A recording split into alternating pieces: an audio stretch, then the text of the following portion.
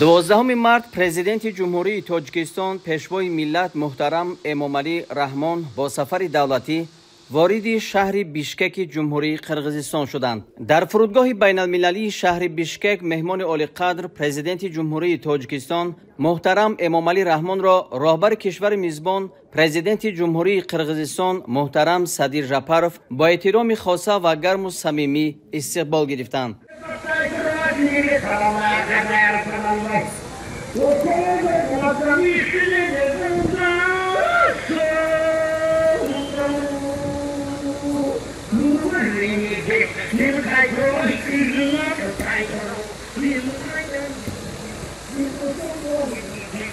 саҳни фурудгоҳи байналмилалии Бишкек ба хотири пазироии арзандаи меҳмони олимақом сарвари давлати Тоҷикистон муҳтарам Эмомалӣ Раҳмон бо парчамҳои давлатии ду кишвар, аксҳои сарони ду давлат ва шиорҳои тараннумгари дӯстии мардумони ду ҳамсоя кишвар идона оро ёфта буд.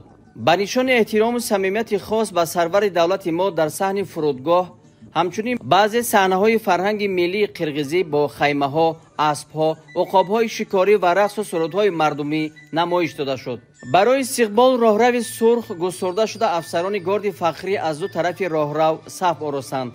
зимни ин сафар маҷмӯи масъалаҳои таҳким ва густариши муносибатҳои ду кишвар баррасӣ хоҳад шуд.